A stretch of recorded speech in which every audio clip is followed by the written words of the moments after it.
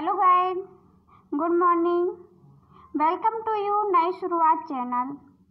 सो guide, जैसे कि आपको पता होगा कि हमने एनसीईआरटी के साइंस विषय को कंप्लीट करने की जो सोचा है, अब पूरे पाठ्यक्रम के अनुसार कंप्लीट करवाई जाएगी, हमने कल बताया था। और एक पार्ट इसका रासायनिक अभिक्रिया लेसन अध्याय फर्स्ट से हमने डाला था। अभिक्रियाओं के समीकरण, संतुलित समीकरण अपन ने पढ़ लिया था। कैसे संतुलन करना है ये भी पढ़ लिया था। और जब कोई रासायनिक अभिक्रिया होती है तो उसका किस किस चीज़ में परिवर्तन होता है, उसकी अवस्था में, गैस में, और अवस्था हो गया, गैस हो गया, रंग हो गया, तो इस प्रकार उसमें परिवर्तन हो जाता था, अपन ने देखा था। सो गाइस, ये वीडियो का सेकंड पार्ट है रासायनिक अभिक्रिया और समीकरण। और कल अपन ने कुछ क्वेश्चन आंसर भी लगाए थे, इसमें देखे थे। आई होप कल वाले क्वेश्चन आंसर समझ में आए होंगे, आपको कोई प्रॉब्लम नहीं हुई होगी कल के लेक्चर में। और यदि कोई प्रॉब्लम हो तो प्लीज़ गाइस बताने की कोशिश करें, हम उसमें संशोधन या आपको सॉल्यूशन देने की, हल देने की, आपकी प्रॉब्लम की, समस्या की पूरी कोशिश करेंगे। सो गाइस, चलते हैं आज की वीडियो पर। अपन ने यहाँ तक कर लिया था,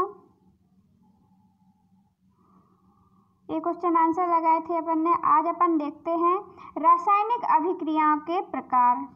क्या होती है रासायनिक अभिक्रियाओं के प्रकार? जैसे यहाँ पे लिखा हुआ है, कक्षा 9 के अध्ययन कर चुके कि रासायनिक अभिक्रिया के समय किसी तत्व का परमाणु का दूसरे तत्व या परमाणु में नहीं बदलता, ना ही कोई परमाणु मिश्रण से बाहर जाता है और ना ही कोई परमाणु मिश्रण से अंदर आता है।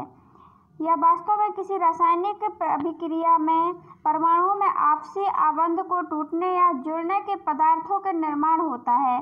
परमाणु का वास्तव बीच परमाणुओं के विभिन्न प्रकार से आबंध के बारे में आप अध्याय 3 और अध्याय 4 में पढ़ेंगे। सो गाइस, इसमें बताया गया है कि यदि कोई रासायनिक अभिक्रिया होती है तो उसमें ना तो कोई बाहर से तत्व आता है या परमाणु आता है, और ना ही इसमें जो उपस्थित अभिकारक में तत्व होते हैं उससे जो निर्माण होता है, उत्पाद होता है, उसमें ना ही कोई तत्व जाते हैं, ना ही और उनके टूटने, विखंडन से और संयोजन से कोई अभिक्रिया होती है जिससे नया पदार्थ बनता है। जैसे अपन ने कल देखा था, Mg मतलब मैग्नीशियम और प्लस ऑक्सीजन को मिलाने से, मैग्नीशियम संयोजन से, इनके संयोजन होने से मतलब योग होने से, मिलाने से एक नया पदार्थ निकल के आया था, मैग्नीशियम ऑक्साइड। क्या बना था? Mg2 बना था। तो इसमें कोई N2 तो नहीं लग गया, मतलब नाइट्रोजन ऑक्साइड तो नहीं आ गया ना, वही आया है जो अभिकारक में था, वही परमाणु तत्व आते हैं और ना ही कोई बाहर गए हैं। MgO2 था, तो Mg तो है और O भी है, तो O के 2 कण बन गए हैं। बस इतना ही असंतुलित समीकरण है। तो ये बना है। ये तो नहीं हुआ ना कि कोई तत्व बाहर ही चला जाए या कोई तत्व बाहर से उठ करके आ जाए, हाइड्रोजन तो नहीं आया इसमें। तो यही बताया गया है, रासायनिक अभिक्रिया में उनके संयोजन से या फिर टूटने से ही अभिक्रिया जब होती है तो ही कोई नया पदार्थ बनता है। तो कोई नया पदार्थ, जैसे अपन देखते हैं कि कोई चीज़ टूट जाती है या कोई चीज़ मिला करके अपन नई चीज़ बना देते हैं, है ना। बहुत सी चीज़ होती हैं, जैसे कि अपन बहुत सी चीज़ों में अपन खाना बनाते हैं तो उसी में मिक्स कर लेते हैं और फिर नया चीज़ बन जाता है। जैसे अपन भजिया ही बनाते हैं तो उसमें प्याज भी डालते हैं और वो भी डालते हैं, क्या बोलते हैं उसको, प्याज डाल देते हैं, धनिया डाल देते हैं और वो बेसन डालते हैं, तो उससे नई चीज़ भजिया निकल के आती है। उसी प्रकार इसमें होता है, तो इनका संयोजन हुआ तो नया चीज़ बन गया। और इसी प्रकार किसी चीज़ का अपन विखंडन कर देते हैं अपनी डेली लाइफ में। अपन आप सोचिए कि विखंडन से भी नई चीज़ निकल के आ जाती है। अपन किसी चीज़ को तोड़ देते हैं तो उससे नई चीज़ बन जाती है, नया रूप धारण कर लेती है। तो यही होता है रासायनिक अभिक्रिया में। देखिए क्या लिखा है यहाँ पे, कैल्शियम ऑक्साइड जल के साथ तीव्रता से अभिक्रिया करके बुझे हुए चूने कैल्शियम हाइड्रोक्साइड का निर्माण करके अधिक मात्रा में ऊष्मा उत्पन्न करता है। देखिए जो कैल्शियम ऑक्साइड है, कैल्शियम ऑक्साइड को अपन बिना बुझा चूना बोलते हैं। बिना बुझा चूना मतलब कैल्शियम ऑक्साइड को बिना बुझा चूना बोलते हैं, ठीक है। और उसमें यदि अपन जल डाल देते हैं मतलब कि H2O डाल देते हैं। देखिए यहाँ पे क्या लिखा है, ये है बिना बुझा चूना। CaO मतलब होता है कैल्शियम ऑक्साइड, ठीक है। CaO मतलब कैल्शियम ऑक्साइड। कैल्शियम ऑक्साइड का मतलब क्या होता है, बिना बुझा हुआ चूना। और उसमें अपन H2O डाल देते हैं, लिक्विड फॉर्म में है जो H2O मतलब क्या होता है, पानी, जल। और जल डाल देते हैं तो वो क्या हो जाता है, उससे बुझा हुआ चूना मिल जाता है, CaO मिल जाता है। ए वाला CaO देखिए ए है और यही CaO ए है। और हाइड्रो H2 है यहाँ पे, तो यहाँ पे H2, क्योंकि यहाँ देखते हैं O की संख्या डबल बार हो गई ऑक्सीजन की, O यहाँ से भी, O यहाँ से भी, और H भी, तो H2 तो यहाँ था ही, तो यहाँ पे OH2 हो जाता है और Ca हो जाता है, मतलब कैल्शियम हाइड्रोक्साइड। देखिए ये लिखा है कैल्शियम हाइड्रोक्साइड के मिलने से, इनके मिलने से मतलब कि कैल्शियम ऑक्साइड और जल H2O मतलब कि चूना और पानी के मिलने से क्या बन जाता है, बुझा हुआ चूना बन जाता है। और उससे क्या होता है, किसी चीज़ में बहुत तेज से क्या निकलती है, ऊष्मा निकलती है। ऊष्मा मतलब गर्मी निकलती है, ऊर्जा निकलती है। तो इनके संयोजन से क्या हुआ, एक ऊर्जा निकली, ऊष्मा निकली। क्या निकली, ऊष्मा। आपने बहुत बार प्रैक्टिकल किया होगा या देखा होगा अपने घरों में कि जब पुताई के समय पे चूने में पानी डालते हैं तो क्या निकलती है, भाप टाइप की निकलती है। और वो चूना कैसा होने लगता है, ऐसा जलने लगता है जैसे क्या हो, वहाँ पे आग लगी हो नीचे और चाय बन रही हो।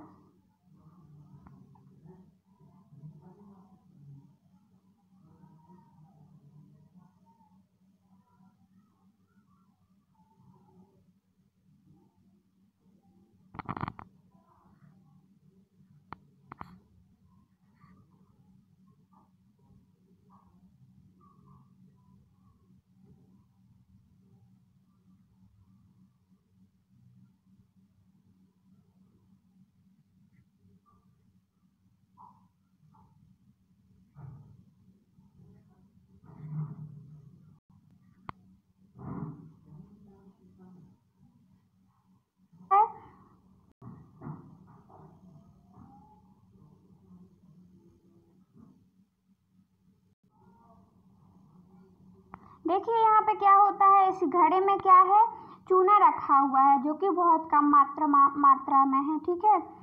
और अपन देखते हैं इसमें जैसे ही पानी अपन डालेंगे, इसमें डालते हैं तो क्या होता है, एक बहुत तेज तीव्रता से क्या निकलती है, भाप निकलती है, सॉरी गाइस, तो एक भाप के रूप में निकलती है, ऊष्मा निकलती है। जैसे यहाँ पे देखिए, यहाँ पे क्या है, वो बिना बुझा हुआ चूना था, मतलब CaO और प्लस H2 करेंगे तो क्या बन जाएगा, CaOH2 लिक्विड फॉर्म में। और क्या निकलेगी, हीट निकलेगी। जैसे कि यहाँ पे दिया हुआ है, किससे क्या निकल रही है, निकलेगी, हीट निकलेगी।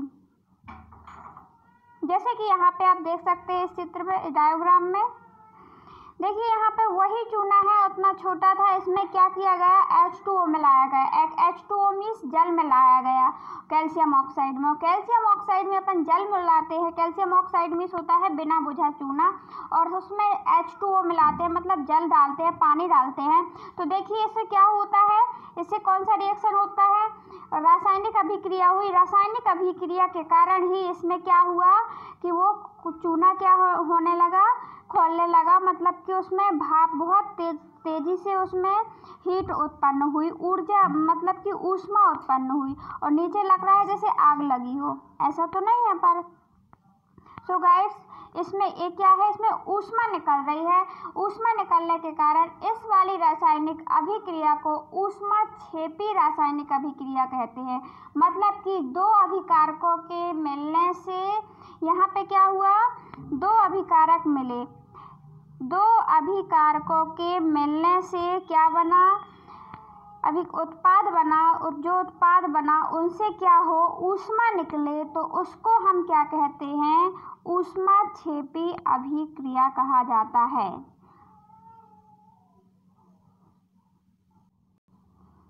इसी प्रकार यहाँ पे लिखा हुआ है, देखिए, इस अभिक्रिया में कैल्शियम ऑक्साइड में जल मिलाकर एकल उत्पाद कैल्शियम हाइड्रोक्साइड बनाते हैं। ऐसी अभिक्रिया जिसमें दो या दो से अधिक अभिकारक मिलकर एकल उत्पाद का निर्माण करते हैं तथा संयोजन अभिक्रिया कहते हैं। तो इसी को क्या कहते हैं, संयोजन। हमने ये पहले से बोलते आ रहे हैं कि यहाँ पे दो पदार्थों के मिलने से, अभिकारकों से मिलने से एक उत्पाद का निर्माण होता है। देखिए, एक उत्पाद का निर्माण हुआ तो इन दोनों का क्या हुआ, संयोजन। संयोजन हुआ और एकल उत्पाद का निर्माण हुआ, उसको हम क्या कहेंगे, संयोजन अभिक्रिया। क्योंकि यहाँ पे दो उत्पादों का मिलन हुआ, संयोजन हुआ, और जहाँ पे विखंडन होता है, टूटता है, उसको वियोजन कहेंगे। तो यहाँ पे मिलने से बना तो संयोजन अभिक्रिया कहते हैं। चलते हैं आगे। जैसे यहाँ पे क्या लिखा है, ऊपर की अभिक्रिया में निर्मित बुझे हुए चूने का विलयन उपयोग दीवारों की सफेदी करने के लिए किया जाता है। जैसे हमने उसमें आपको डायग्राम में दिखाया था, चित्र में दिखाया था कि वो चूना बुझा रहे थे, तो उसके लिए क्यों किया उन्होंने ये, उसको दीवार की पुताई के लिए, सफेदी लाने के लिए किया जाता है। कैल्शियम हाइड्रोक्साइड,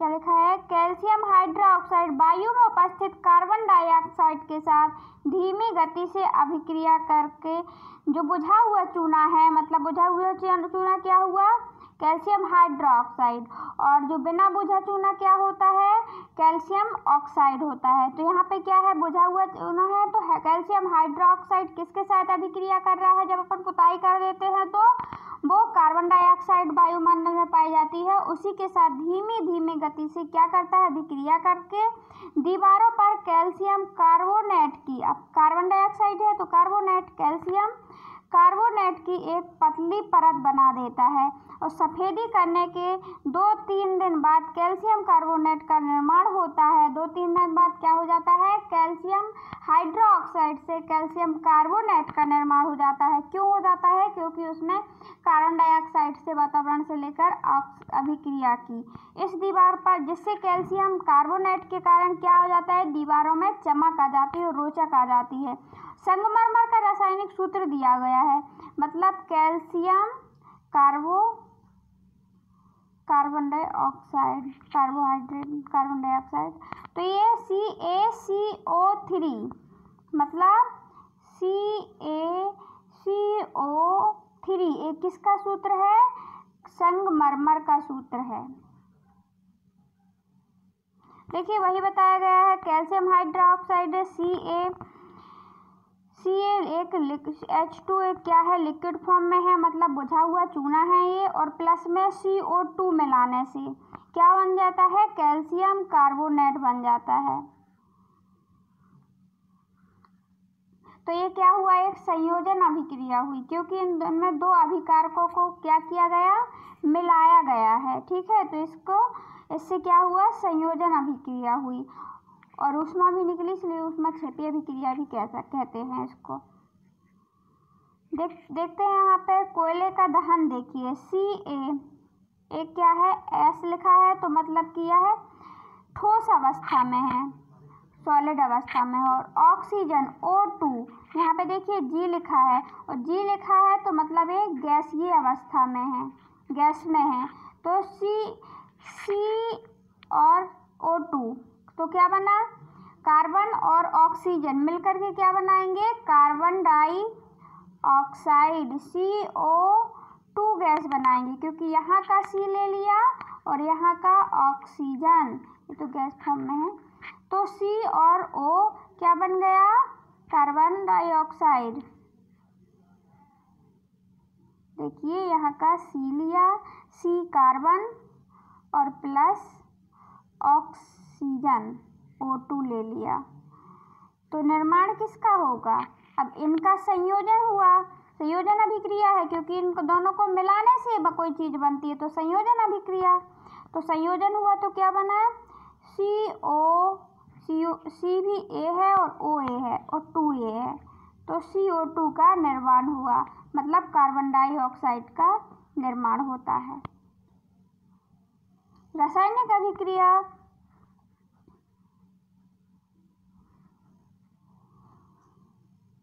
अभिक्रियाएं एवं समीकरण देखते हैं।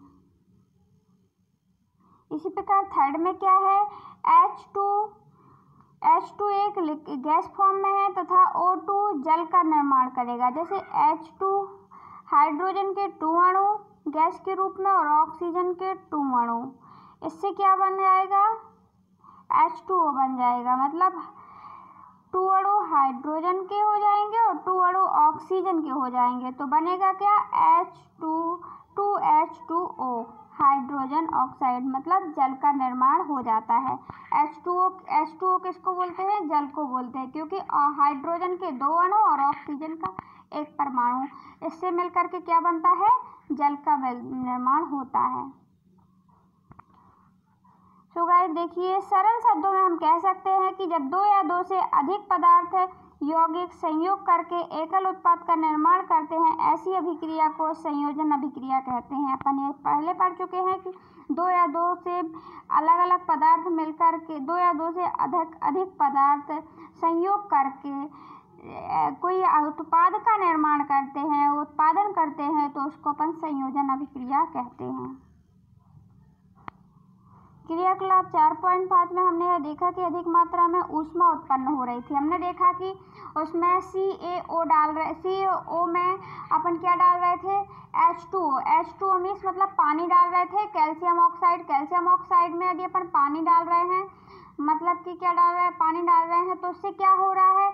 वो चूना बुझ रहा था और हमने ये चित्र भी बताया था आपको, तो उससे कैसी भाप निकल रही थी? ऊष्मा निकल रही थी। इस अभिक्रिया के मिश्रण गर्म हो जाता था, वो बहुत गर्म हो गया था। ऐसी अभिक्रिया के उत्पाद के निर्माण के साथ साथ ऊष्मा भी उत्पन्न होती है। अब उसमें ऊष्मा उत्पन्न हो रही थी, इसलिए उसको क्या कहेंगे? ऊष्माक्षेपी अभिक्रिया। मतलब जिन दो या दो से अधिक पदार्थों के संयोजन के कारण उसमें क्या निकले? रासायनिक अभिक्रिया हो और उसमें ऊष्मा निकले, तो उसको ऊष्माक्षेपी अभिक्रिया भी कहते हैं। जैसे कि उसमें ऊष्मा निकल रही थी चूने में पानी डालने से, मतलब कैल्शियम ऑक्साइड में यदि अपन पानी डालते हैं तो उससे क्या निकल रही थी? बहुत वो गर्म हो जाता है, और गर्म होकर के क्या करता है? वो बहुत तेज से ऊष्मा निकालता है। उस समय तो ऐसा लगता है, देखिए वो उतना सा चूना उसमें डला हुआ था घड़े में, और उसमें जैसे ही पानी डाला तो वो अपना करके ऊपर आ गया, और ऐसा लग रहा था जैसे नीचे आग लगी हो और उसको उबाल रही हो, तो वो उबलने लगता है, और ऐसा कुछ नहीं था। सो गाइड्स, इसको ऊष्माक्षेपी अभिक्रिया कहते हैं। देखिए यहाँ पे क्या लिखा है, आगे चलते हैं। सॉरी गाइड्स, प्राकृतिक गैस का दहन H4 एक गैस के रूप में है। तो देखिए यहाँ पे भी ऊर्जा निकल रही है। एक प्राकृतिक गैस है CH मीथेन प्लस O2 एक गैस है, और CO2 और प्लस 2H2O मिलाने से क्या हो रहा है? एक ऊर्जा का निर्माण हो रहा है, इसलिए इसको क्या कहेंगे? ऊष्माक्षेपी रासायनिक अभिक्रिया। कहने का सीधे तात्पर्य दो अभिकारकों के 2 या 2 से अधिक अभिकारक होते हैं, जो 2 या 2 से अभिकारकों के मिश्रण से मिलने से जो अभिक्रिया होती है और उसमें उस उत्पाद के साथ ऊष्मा निकलती है, उसको ऊष्माक्षेपी अभिक्रिया कहते हैं। मतलब 2 पदार्थों को मिलाने से ऊष्मा निकले तो उसको ऊष्माक्षेपी अभिक्रिया कहा जाता है।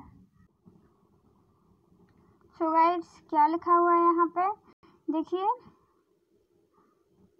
इसमें भी ऊष्माक्षेपी दो अभिकारकों के मिलने से जो उत्पाद का निर्माण होता है उसमें क्या होता है कि यदि उसमें ऊष्मा निकलते हैं उसे ऊष्माक्षेपी अभिक्रिया कहते हैं। अब देखिए यहाँ पे क्या लिखा है कि क्या आप जानते हैं कि श्वसन एक ऊष्माक्षेपी अभिक्रिया है। क्या है, जो अपन सांस लेते हैं उसमें क्या होता है, उसमें भी अपन देखते हैं कि क्या होती है, ऊष्मा निकलती है। तो अब तो अपन सांस ले पाते हैं। क्या लिखा है, और हम सभी जानते हैं कि जीवित रहने के लिए हमें ऊर्जा की आवश्यकता होती है। क्या होती है, हमें जितने भी जीवित प्राणी हैं उन सब के लिए किसकी आवश्यकता होती है, ऊर्जा की आवश्यकता होती है। और यह ऊर्जा हमें कहाँ से प्राप्त होती है, आप ही सोचिए, ये ऊर्जा हमें कहाँ से मिलती है कि अपन काम कर पाते हैं, पढ़ पाते हैं, लिख पाते हैं, खेल पाते हैं, या घूम पाते हैं, या श्रम कर पाते हैं। तो यह सब ऊर्जा हमें कहाँ से मिलती है, खाने से मिलती है, भोजन से मिलती है। अब भोजन का कैसे मिलती है, जैसे अपन देखते हैं यदि उपवास अपन किसी दिन रहते हैं तो दूसरे दिन क्या होता है, अपन को थोड़ी में थकान महसूस होती है, अपने अंदर एनर्जी नहीं रहती है वो वाली। देखिए, जो पाचन क्रिया के समय खाद्य पदार्थ को छोटे छोटे टुकड़ों में टूट जाते हैं, जैसे चावल है, आलू है, ब्रेड है, कार्बोहाइड्रेट। इन कार्बोहाइड्रेट के टूटने से क्या होता है, हमें ग्लूकोज मिलता है। और ग्लूकोज हमारे शरीर में कोशिकाओं में उपस्थित ऑक्सीजन से मिलकर हमें ऊर्जा प्रदान करता है। सो गाइस, क्या होता है कि जो हम खाना खाते हैं वो कार्बोहाइड्रेट के रूप में होता है, कार्बोहाइड्रेट होता है, और कार्बोहाइड्रेट से हमें ऊर्जा प्राप्त क्या होता है, उसमें जो खाना खाते हैं उसमें कार्बोहाइड्रेट रूप में लेते हैं, जैसे ब्रेड है, चावल है, रोटी है, आलू है, ये स्टार्च, ये सब किसके स्रोत हैं, कार्बोहाइड्रेट के। और इससे क्या होती है, हमें जो भोजन है वो छोटे छोटे टुकड़ों में टूट जाता है, और जैसे ही टूट जाता है तो उससे क्या मिलता है, हमें एक ग्लूकोज मिलता है। और ग्लूकोज हमारे शरीर में जो ऑक्सीजन होती है, ऑक्सीजन अपन सांस के रूप में ले जाते हैं, ऑक्सीजन होती है, यह हमारे शरीर में कोशिकाओं में उपस्थित ऑक्सीजन से मिलकर हमें ऊर्जा,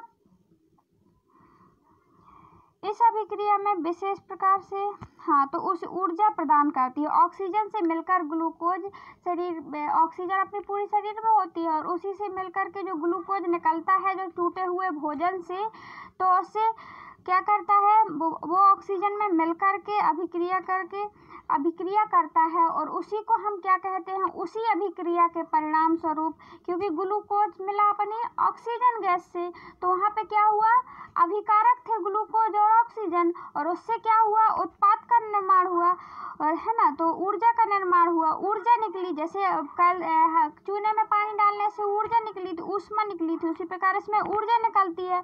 और इस अभिक्रिया के नाम को ही हम क्या कहते हैं, हम श्वसन बोल देते हैं इसी अभिक्रिया को। इसका अध्ययन हम 6 कक्षा में पढ़ चुके हैं। देखिए गाइड्स, ये है ग्लूकोज का सूत्र, CH12 और O6, एक होता है लिक्विड फॉर्म में होता है, और प्लस इसमें क्या मिला, 6O2 मिले लिक्विड फॉर्म में, तो इससे किसका निर्माण हुआ, उत्पाद बना क्या, ये अभिकारक थे, 6CO2 लिक्विड फॉर्म में, कार्बन डाइऑक्साइड, ठीक है, और 6H2O बने, H2O मतलब जल के रूप में, और इससे क्या निकली, अपन को ऊर्जा मिलती है। इसी को हम क्या बोल देते हैं, श्वसन बोल देते हैं। मतलब सिंपल सी भाषा में जो अपन खाना खाते हैं उससे टूट करके वह खाना टुकड़ों में, बहुत छोटे छोटे टुकड़ों में टूट जाता है, और उसे टूट करके क्या मिलता है, ग्लूकोज बनता है, और ग्लूकोज मिलने से ऑक्सीजन के साथ अभिक्रिया होती है, और उसी अभिक्रिया के परिणाम स्वरूप उस ऊर्जा निकलती है, उसी को हम क्या कहते हैं, श्वसन कहते हैं। सो गाइड्स, यहाँ पे देखिए, साग सब्जियाँ वनस्पति द्रव्य विघटित होकर कंपोस्ट बनाना भी ऊष्माक्षेपी अभिक्रिया का उदाहरण है, क्योंकि इसमें भी क्या साग सब्जी या वनस्पति हैं, उनका विघटित होना मतलब टूटना। हमने बोला था संयोजन मतलब मिलना और टूटना, तो यहाँ पे टूटने वाली अभिक्रिया हो रही है, वियोजन हो रहा है, संयोजन नहीं हो रहा है, क्योंकि छोटे छोटे टुकड़ों में टूट रही है और उससे भी ऊष्मा निकलती है। कभी कभी मिलने से, संयोजन से, अभिक्रिया से ऊष्मा निकलती है, कभी वियोजन से निकलती है। मतलब रासायनिक अभिक्रिया तो हो रही है, 2 प्रकार की होती है, संयोजन अभिक्रिया और वियोजन अभिक्रिया, रासायनिक अभिक्रियाएं। तो एक होती है ऊष्माक्षेपी और एक होती है ऊष्मा, एक और होती है जो ऊष्मा लेती है, उसके कारण वो टूटता है। ठीक है, तो इसको ऊष्माक्षेपी अभिक्रिया कहते हैं। इस क्रियाकलाप में इस अभिक्रिया के बारे में पहचानिए। एकल उत्पाद के निर्माण, ऊष्मा उत्पादन होना। तो अभी अपन ने क्या देखा? संयोजन अभिक्रिया। अब देखते हैं अपन वियोजन अभिक्रिया, अपघटन अभिक्रिया या वियोजन अभिक्रिया। यहाँ पर अभी अपन ने देखा था कि मिलाने, दो अभिकारक मिलते थे, इससे उत्पाद का निर्माण होता था। अभी अपन यहाँ देखेंगे वियोजन होगा, मतलब अभिकारक इकट्ठे होंगे लेकिन उनको तोड़ने से दो अभिकारक उत्पाद से ही क्या होगा? वियोजन अभिक्रिया होगी, मतलब कोई नई चीज बनेगी, उत्पाद बनेगा एक इकट्ठी चीज से। उसको ऊष्मा देकर के तोड़ा जाएगा और तोड़ने से ही इसमें ऊष्मा लगेगी, उसमें ऊष्मा निकलती थी, मतलब जस्ट उल्टा हो जाएगा, संयोजन का अपोजिट वियोजन हो जाएगा। देखिए क्या लिखा है, क्या आपने ध्यान दिया है कि फेरस सल्फेट क्रिस्टल हरे रंग में परिवर्तन होता है और सल्फर दहन के उत्पन्न अभिलक्षण गंध को भी आप सूंघ सकते हैं। जैसे यहाँ पे क्या है, 2FeSO4 मतलब फेरिक सल्फेट, आयरन सल्फेट। इसमें क्या लगा रहे हैं अपन? ऊष्मा लगा रहे हैं। क्या लगा रहे हैं? ऊष्मा लगा रहे हैं। ये लिखिए ऊष्मा, क्योंकि यहाँ ऊष्मा उत्पन्न नहीं हो रही, इसमें लग रही है, ध्यान देना, ठीक है ना। और इसमें अभिकारक दो नहीं है, इसमें इकट्ठा उत्पाद है और इससे ऊष्मा लगा करके तोड़ा जा रहा है, ठीक है ना। तो ऐसे किस रूप में टूटे, कौन कौन तत्व आ गए? इसमें जस्ट उल्टा है क्योंकि वियोजन है ये। Fe निकल के आया इससे, Fe का 2, O3 निकल के आया सॉलिड फॉर्म में और प्लस में सल्फर डाइऑक्साइड गैस निकली और सल्फर ट्राइऑक्साइड गैस निकली। तो ये क्या हुआ? इसमें वियोजन हो गया। उसमें दो चीज मिल रही थी, उससे मिल करके क्या बन रहा था? एक उत्पाद बन रहा था, उसमें ऊष्मा निकल रही थी। लेकिन इसके जस्ट उल्टा, इसमें एक पूरा उत्पाद था, उसको ऊष्मा दे करके तोड़ा गया, टूटी वो, और टूटने से उसके विभिन्न रूप निकल करके आते हैं। आप देख सकते हैं कि इस अभिक्रिया में एकल अभिकर्मक टूट करके छोटे छोटे उत्पाद प्रदान करता है। छोटे छोटे उत्पाद में अपन को उत्पादन निर्माण निकल के आया कि वो छोटे छोटे बन गए, ठीक है ना। इस वियोजन अभिक्रिया कहते हैं, ठीक है। अभिक्रिया में एकल अभिकर्मक टूटकर छोटे छोटे उत्पाद प्रदान करता है, वियोजन अभिक्रिया करते हैं। वही हमने जो बताया कि इसमें क्या होता है? वियोजन होता है, मतलब छोटे छोटे टुकड़ों में टूट जाता है और उसमें अलग अलग टुकड़े उनके निकल आते हैं। गर्म करने पर फेरस सल्फेट का FeSO4 और 7H2O क्रिस्टल का जल त्याग देता है और क्रिस्टल का रंग इसी कारण क्या होता है? बदल जाता है।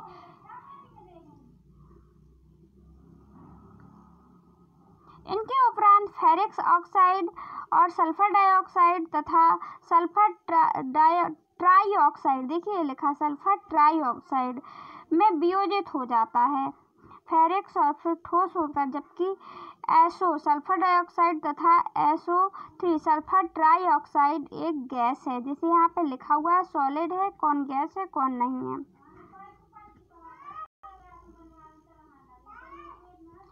ऊष्मा देने पर कैल्शियम कार्बोनेट, जो ऊष्मा देने पर जो कैल्शियम कार्बोनेट था वो कैल्शियम ऑक्साइड तथा कार्बन डाइऑक्साइड में वियोजित होना एक प्रमुख वियोजन अभिक्रिया है।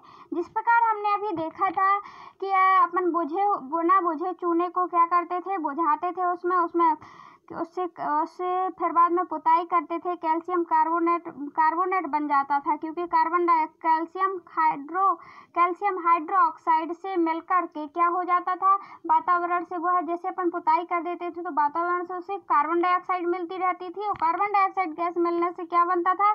कैल्शियम कार्बन डाइऑक्साइड बन जाता था, वियोजित हो जाता था। एक प्रमुख यह क्या है? वियोजित अभिक्रिया। इसमें क्या किया जाएगा? इसमें कैल्शियम कार्बोनेट को ऊष्मा देने पर कैल्शियम ऑक्साइड तथा कार्बन डाइऑक्साइड में वियोजित होना एक प्रमुख वियोजन अभिक्रिया है। इसका उपयोग विभिन्न उद्योगों में किया जाता है। उपयोग में से एक सीमेंट का निर्माण होता है। ऊष्मा के द्वारा ही वियोजन अभिक्रिया ऊष्मीय वियोजन कहते हैं। इसमें मतलब ऊष्मा देना पड़ता है, ऊष्मा के कारण वो टुकड़ों में टूट जाता है तो उत्पादन होता है, छोटे छोटे टुकड़ों का उत्पादन हो जाता है, उत्पाद बन जाता है। और उसी के जैसे क्या लिखा है CaCO3, तो ये चूना है। कैल्शियम कार्बन डाइऑक्साइड मतलब बुझा हुआ चूना, पुता हुआ चूना है। इसमें ऊष्मा दी गई जो पुते हुए चूने को, मतलब जो हम पोतने के लायक बुझा हुआ चूने को, फिर उसमें क्या किया COS ऊष्मा दे गई तो उसमें क्या निकला, क्योंकि वो पहले बुझ चुका था, अब बुझे हुए चूने को अपन को सेम्ब करना है तो CaO मतलब कि कैल्शियम ऑक्साइड और प्लस CO2 निकल के आ जाती है गैस के रूप में। ये सॉलिड रूप में निकल आता है और उसकी गैस अलग हो जाती है। कार्बन डाइऑक्साइड जो वातावरण से मिली थी उसमें ऊष्मा देने के कारण उसका चूना अलग हो जाता है सॉलिड फॉर्म में, और जो गैस थी वो भी अलग हो जाती है। मतलब ये बन जाता है क्या, फिर से बिना बुझा हुआ चूना। यहाँ सॉरी बुझा हुआ चूना लिखा है, यहाँ बिना बुझा चूना होगा। देखिए ऊष्मीय वियोजन अभिक्रिया एक अन्य उदाहरण इस प्रकार दिया गया है, देखते हैं अपन इसको।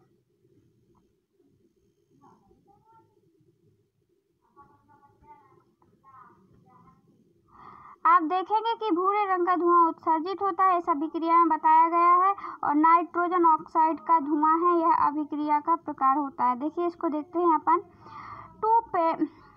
2Pb और नाइट्रेट मतलब कि NO3 ये क्या है, सॉलिड फॉर्म मतलब कि ठोस अवस्था में है। मतलब नाइट्रेट लेड नाइट्रेट है। इसमें अपन ने क्या किया, तपाया, बहुत ज़्यादा इसको गर्म किया तो लेड ऑक्साइड निकली। क्या निकला, लेड ऑक्साइड। मतलब इसी के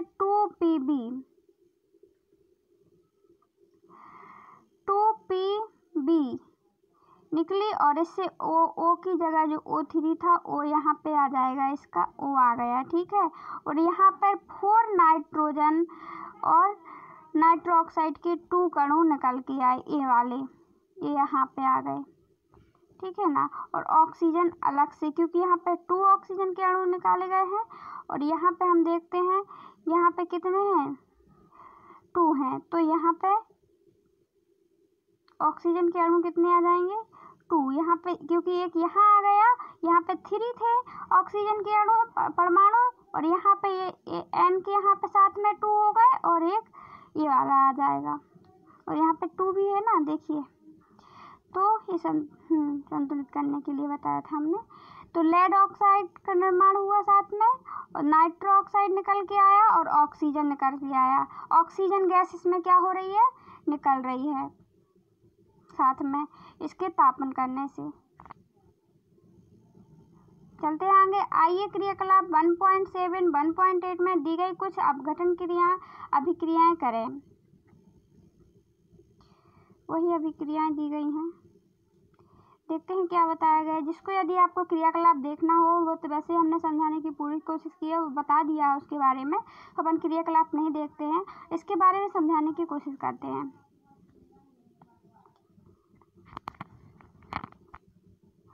आप देखेंगे कि सूर्य के प्रकाश में श्वेत रंग का सिल्वर क्लोराइड धूसर रंग हो जाता है।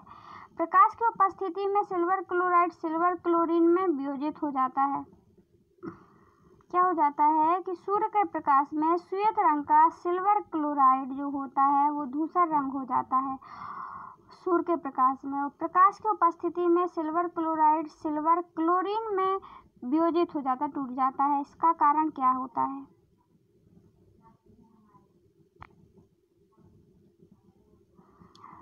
जैसे 2 सिल्वर क्लोराइड है, यहाँ पे ये क्या है, ठोस अवस्था में है। इसमें क्या लगाया गया, सूर्य का प्रकाश लगाया गया।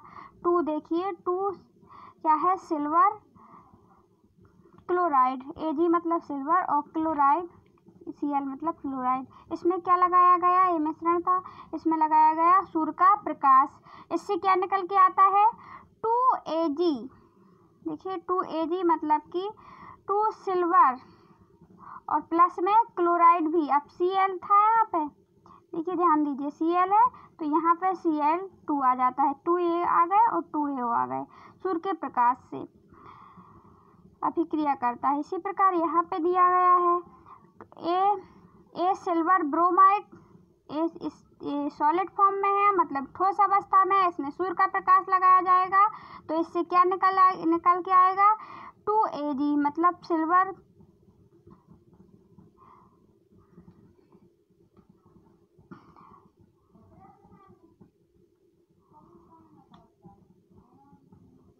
क्लोराइड और सिल्वर और ब्रोमाइड निकल के आता है, क्योंकि ब्रोमाइड 2 अणु थे, ब्रोमाइड A अणु, तो A अलग अलग हो जाते हैं, वियोजित हो रहे हैं। यहाँ पर समझाने की यही कोशिश की गई है। इस अभिक्रिया में श्याम श्वेत फोटोग्राफर इसी प्रकार से वियोजन अभिक्रिया होती है। जो फोटोग्राफी में होता है ना, तो यही होता है, इसमें वियोजन अभिक्रिया होती है, उससे निकल के बहुत सी वो निकल आती हैं गैसें।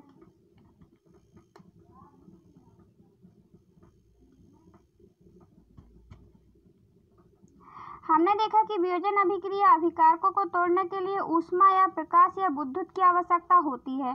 तो वियोजन अभिक्रिया में तोड़ने के लिए किसकी जरूरत पड़ती है? उसको या तो ऊष्मा दे दो आप, या प्रकाश की आवश्यकता पड़ती है, या फिर किसी भी विद्युत की आवश्यकता पड़ती है। जिन अभिक्रियाओं में ऊष्मा अवशोषित होती है, मतलब देखिए अपन उसमें जो संयोजन अभिक्रिया थी उसमें क्या हो रहा था, या फिर कुछ पदार्थ में जो क्या हो रहा था, उसमें संयोजन अभिक्रिया में ऊष्मा निकल रही थी, बाहर निकलती थी, लेकिन इसमें क्या होता है अपन ऊष्मा लगाते हैं तो इसलिए उसको ऊष्मा क्षेपी अभिक्रिया कहते थे।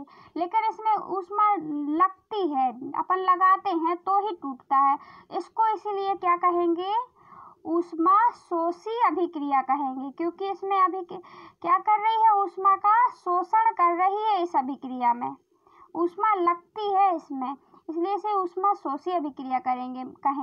मतलब देखा कि वियोजन अभिक्रिया में अभिकारकों को तोड़ने के लिए, अभिकारक लिखे हुए थे, उनको तोड़ने के लिए क्या ऊष्मा की आवश्यकता पड़ती थी, और ऊष्मा की आवश्यकता पड़ेगी तो उसमें ऊष्मा सोख रही है, इसीलिए उसको ऊष्मा शोषी अभिक्रिया कहेंगे। और उसमें आपने देखा था कि दो अभिकारकों के मिलने से क्या हो रहा था, उसमें ऊष्मा भी निकलती थी, इसलिए उसको ऊष्मा क्षेपी अभिक्रिया कहते थे। देखिए अब अपन इन क्वेश्चनों को देखते हैं। किसी पदार्थ X के विलयन का सफेदी करने के लिए होता है, X के विलयन सफेदी करने के लिए होता है, तो किस पदार्थ का होता है, कैल्शियम ऑक्साइड का, मतलब चूने का प्रयोग। सो गाइस इसमें क्या है, किसी पदार्थ के बताया, इसमें CO है, क्या है, मतलब कैल्शियम ऑक्साइड है वो पदार्थ, मतलब कैल्शियम ऑक्साइड मतलब चूना है। सफेदी के लिए किसका उपयोग किया जाता है, चूने के लिए। और इसका सूत्र लिखना है, क्या है क्वेश्चन नंबर फर्स्ट, पदार्थ के X का नाम तथा इसका सूत्र लिखिए। तो X का नाम क्या हो जाएगा, कैल्शियम ऑक्साइड।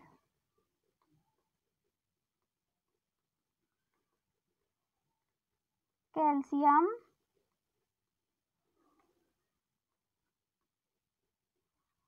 ऑक्साइड।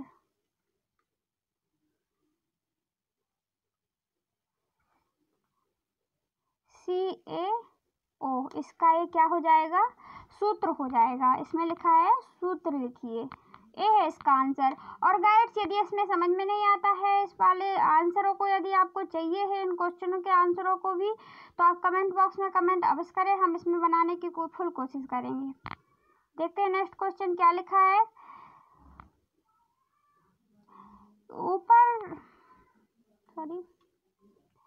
ऊपर फर्स्ट में लिखे गए पदार्थ X जल के साथ अभिक्रिया लिखिए कि वह जल के साथ अभिक्रिया कैसे करता है। तो क्या है, CaO है, CaO। ये क्या है, सॉलिड फॉर्म में है, मतलब ये चूना है, जल के साथ अभिक्रिया करता है। तो यहाँ पे मिलाएंगे अपन, क्या मिलाएंगे,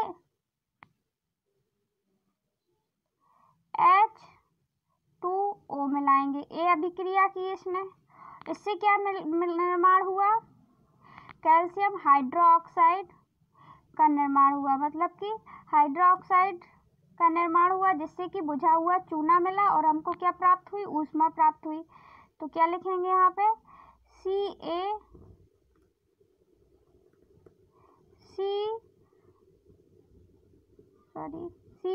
हाइड्रोक्साइड H2 का निर्माण हुआ और इसमें प्लस में क्या मिला हमको?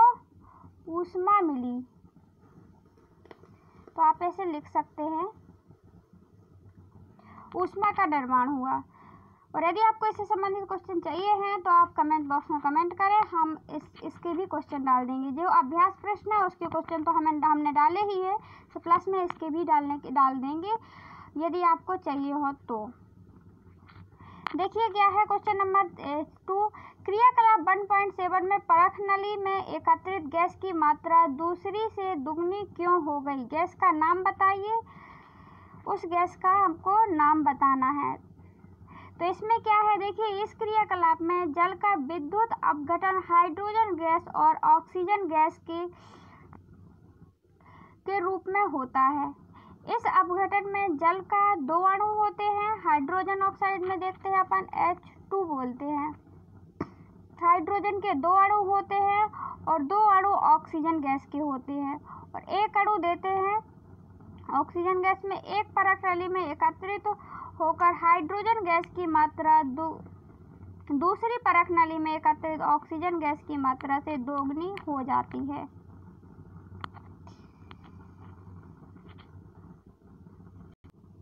सो गाइस, मिलते हैं नेक्स्ट पार्ट में, इसके पार्ट नंबर 3 में। उसमें अपन क्वेश्चन आंसर भी करवा लेंगे और बचा हुआ लेसन भी करवा लेंगे, क्योंकि अपन ने सारे क्वेश्चन आंसर करवा दिए हैं। देखते हैं, मिलते हैं अगली पार्ट पर। Thanks for watching my video guys.